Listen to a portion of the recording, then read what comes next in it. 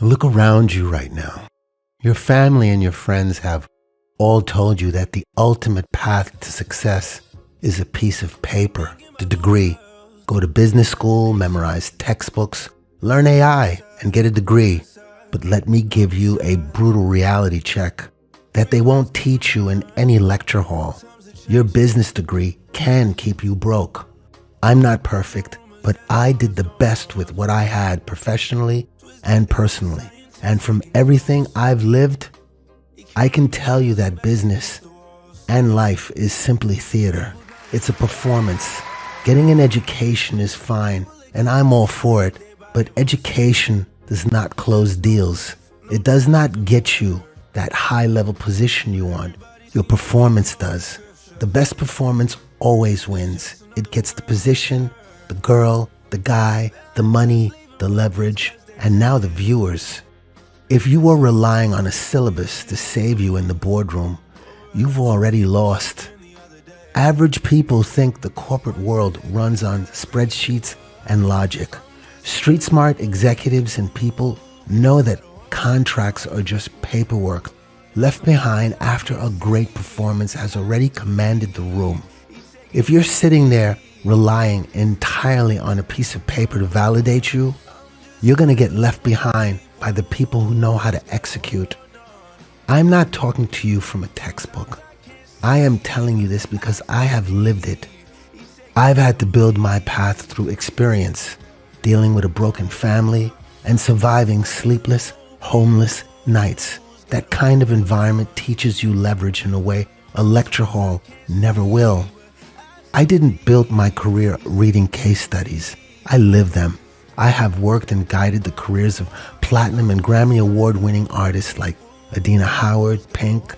I've worked with Biggie, worked with Babyface, even Quincy Jones.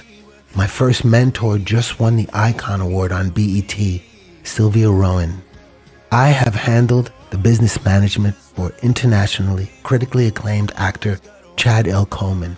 You might know him as Cuddy from The Wire on HBO or Tyrese from The Walking Dead. I do the same for Rozelle, a 3-time Grammy Award winner and original member of The Roots, who I signed to Monster Energy, Lenovo, and Apollo Neuro, the sponsorship deals. I do it for Dr. Jeff Gardier from Love and Hip Hop. He is a major TV consultant and media personality who I signed to DDO for commercial voiceover work. And outside of entertainment, I'm on the other side too.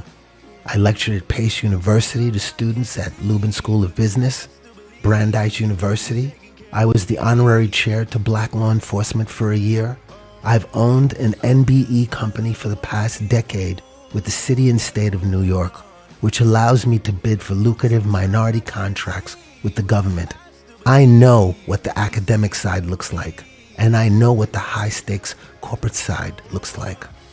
Look at what is happening in the media and music landscape right now. People with advanced degrees are running major labels and media companies straight into the ground. They are executing mass layoffs and watching their board dissolve because they are treating a creative, human-driven industry like a cold spreadsheet.